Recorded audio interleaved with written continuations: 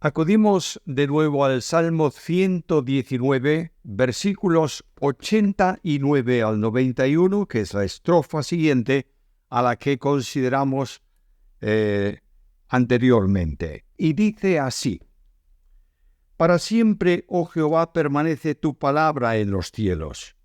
De generación en generación es tu fidelidad, como tú has fijado la tierra y está firme. Por tu ordenación subsisten todas las cosas hasta hoy, pues todas ellas son siervas tuyas. Si tu ley no hubiese sido mi delicia, ya había perecido en mi desdicha. Nunca jamás me olvidaré de tus mandamientos, porque con ellos me das la vida. Tuyo soy, sálvame, porque voy buscando tus mandamientos. Los impíos me han aguardado para destruirme, mas yo consideraré tus testimonios. De todo lo perfecto he visto límite, pero cuán inmenso es tu mandamiento. Justamente con esta estrofa llegamos a la mitad del Salmo. El propósito de las primeras 11 estrofas fue la experiencia de quien es llevado por el cuidado y la protección de Dios en medio de dificultades, de pruebas, de conflictos, hasta llegar casi al límite. Esta segunda parte del Salmo da respuesta al modo que Dios usa para eso. La palabra de Dios no cambia.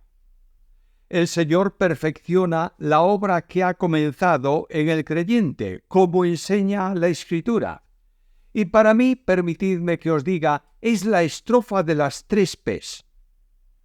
Permanencia, poder, perfección. Primeramente, pues, la permanencia está claramente expresada. La inmutabilidad de la palabra se hace realidad. Versículo 89. Para siempre, oh Jehová, permanece tu palabra en los cielos. La palabra tiene las mismas perfecciones que su autor.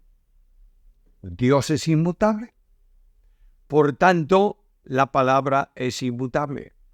Inmutabilidad de Dios significa que Él es el mismo eternamente y que no está sujeto a cambio alguno en su ser, en sus atributos o en sus determinaciones. Por eso se compara a Dios con una roca, como en el canto de Moisés en Deuteronomio capítulo 32.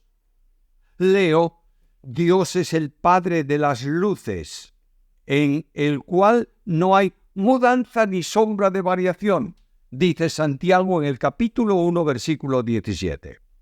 Dios es inmutable en su palabra. Como Él es, también ella es verdadera. Vuelvo a la Escritura. Dice de esta manera: Dios no es hombre para que mienta, ni hijo de hombre para que se arrepienta. Él dijo y no hará, habló y no lo ejecutará. Números capítulo 33, versículo 19. Su palabra es inmutable porque expresa un pensamiento inmutable. El consejo de Jehová permanece para siempre. Los pensamientos de su corazón por todas las generaciones. Salmo 33, versículo 11. La inmutabilidad de Dios en el texto es clara. Para siempre permanece tu palabra, es decir, hasta la eternidad. Sobrevive la palabra al odio de los hombres y al odio de Satanás. Permanece firme. ¿Sabes por qué? Porque se cumple absolutamente. Está fuera del alcance de los hombres. No está en el mundo, está fuera del mundo temporal y de los problemas temporales de la humanidad. Dios está en el cielo y allí ha establecido su palabra, dice el Salmo. Acudo a la Biblia para explicarlo mejor, porque toda carne es como la hierba y toda la gloria del hombre como la flor de la hierba. La hierba se seca, la flor se cae, mas la palabra del Señor permanece para siempre. Primera carta de Pedro, capítulo 1, versículos 24 y 25. La afirmación del Señor en relación con la palabra es clara, porque de cierto os digo que hasta que pase el cielo y la tierra, ni una jota ni una tilde pasará de la ley hasta que todo se haya cumplido. Mateo, capítulo 5, versículo 18. Esta es la medida correcta para todo acto humano. La evidencia de la fidelidad es que de generación en generación Dios es fiel. Aparte de la Biblia, todo lo demás es opinión humana. Podrás contradecirla, airarte contra ella, pero la palabra está fuera de tu alcance. ¿Sabes por qué? Permanece en los cielos. No depende de opiniones ni de interpretaciones. Debemos entender que lo que pensamos respecto a la palabra no es hoy ni ha sido jamás lo importante. Lo único que vale es lo que Dios dice, no en un texto que tomemos aisladamente, sino en toda su palabra. La palabra aparece en la estrofa entre los hombres, versículo 90. De generación en generación es tu fidelidad, como tú has fijado la tierra y está firme. La firmeza de la palabra entre los hombres es, como enseña el apóstol Pedro, una realidad cierta. Entendiendo primero esto, que ninguna profecía de la Escritura es de interpretación privada. Segunda carta de Pedro, capítulo 1 y versículo 20. Firmeza en el cumplimiento de lo establecido en ella, en cada generación. Firmeza en la Biblia que tenemos en nuestras manos. Algunos hablan de que nuestra Biblia, esta versión no es buena, la otra no es buena. Mantente firme en la palabra que tienes en tus manos, que es la palabra de Dios. Firmeza en la interpretación general de su contenido. Eso exige que nos preguntemos continuamente qué dice el Señor a su siervo. También firmeza en la atemporalidad de sus enseñanzas. Las enseñanzas de la Biblia se ajustan, son propias, naturales para cada tiempo de la historia de la humanidad. La evidencia de la creación dice, tú afirmaste la tierra y subsiste, versículo 90. Por tanto, la palabra tuya, que fue pronunciada para que surgiese la creación, la palabra escrita tuya subsiste, permanece, porque es tu palabra y no puede alterarse. Un acto de la palabra que sale de la boca de Dios. Dice el Salmo, por la palabra de Dios fueron hechos los cielos y todo el ejército de ellos por el aliento de su boca. Salmo 33, 6. La sustentación de todo es por la palabra de Dios. En Hebreos capítulo 1 y versículo 3 dice que todo el universo se sustenta por su palabra. La misma procedencia de la palabra creadora es la de la palabra escrita. Y viene la evidencia de esta verdad. Versículo 91. Por tu ordenación subsisten todas las cosas hasta hoy, pues todas ellas son siervas tuyas. La soberanía de Dios se expresa en el versículo. Tu ordenación. Quiere decir que todo subsiste en razón del decreto divino. Así leo en la Biblia. Así ha dicho Jehová, si no permaneciere mi pacto con el día y la noche, si yo no he puesto las leyes del cielo y de la tierra, también desecharé la descendencia de Jacob. Jeremías 33, 25. Y en esta expresión negativa está diciendo, todo permanece porque yo lo he establecido. El orden, el movimiento de los astros, el desarrollo del universo sirve a Dios. ¿Por qué? Porque obedece su decreto. La evidencia del servicio de todas las cosas, dice en el versículo, todas las cosas te sirven, es una realidad. La creación está puesta al servicio del Creador. La creación obedece al Creador. Los ángeles sirven al Creador. Y finalmente, la Biblia me dice que todos doblarán sus rodillas delante de Él. Filipenses capítulo 2, versículos 9 a 12. En segundo lugar está el poder. El poder protector aparece en el versículo 92. Si tu ley no hubiese sido mi delicia, ya habría perecido en mi desdicha. En medio de grandes aflicciones, de problemas, se manifiesta. Había persecución injusta. Decía en el versículo 86, sin causa me persiguen. Había acciones destructoras. Los soberbios cavan hoyos. Versículo 85. El salmista la llama mi delicia por el gozo intenso que siente hacia la palabra. Una afirmación continua en el Salmo. Pues tus testimonios son mis delicias. Lo puedes ver en el versículo 24 y en el versículo 77.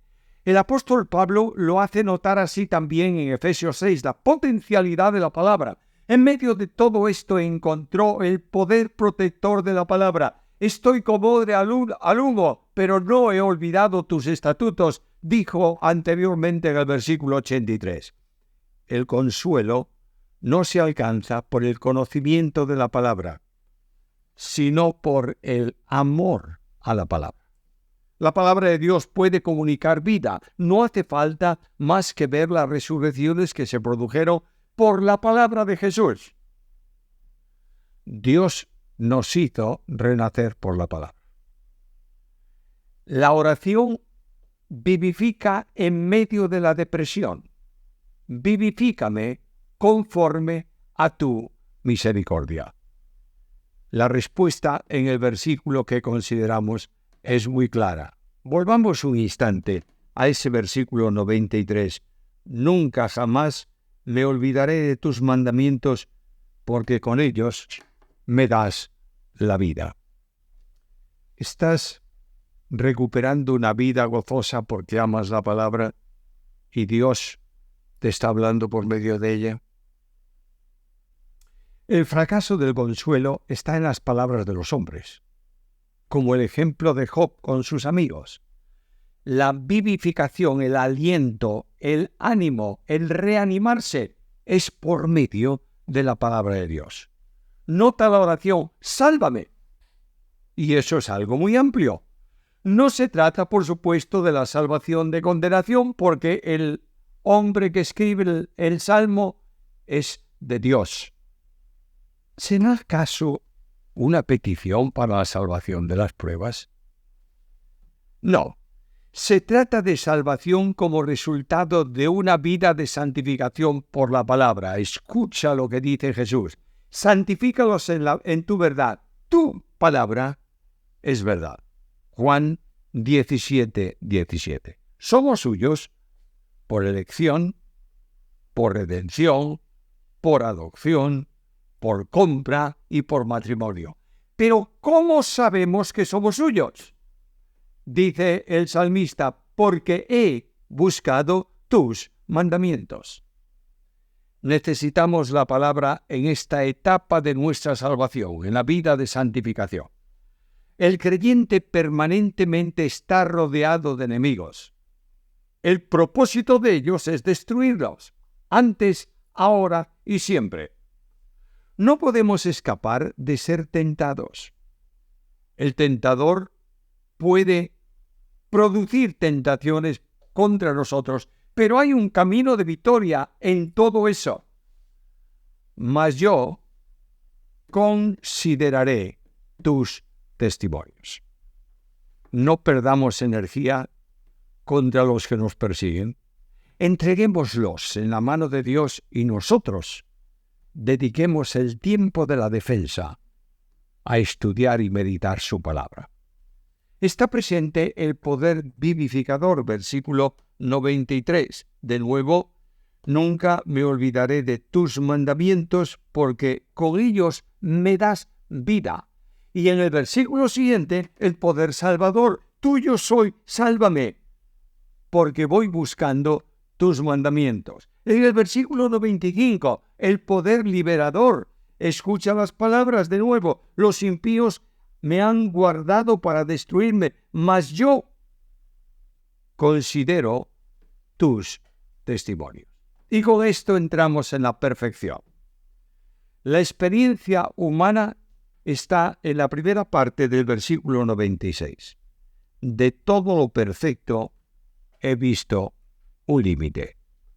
No hay excelencia humana que no tenga alguna falla. No hay reino, ni civilización, ni ciencia que no tenga fin. Por tanto, todas las cosas de la tierra no pueden dar definitivamente paz y tranquilidad. La respuesta a la vida no está en las cosas temporales. La seguridad no es las cosas que están aquí abajo. Salvar un alma perdida no lo consigue el mundo, sino la palabra. La palabra es amplia y la palabra lo alcanza todo. Quiero decirte algo que sin duda sabes. La Biblia tiene respuesta a todas las necesidades.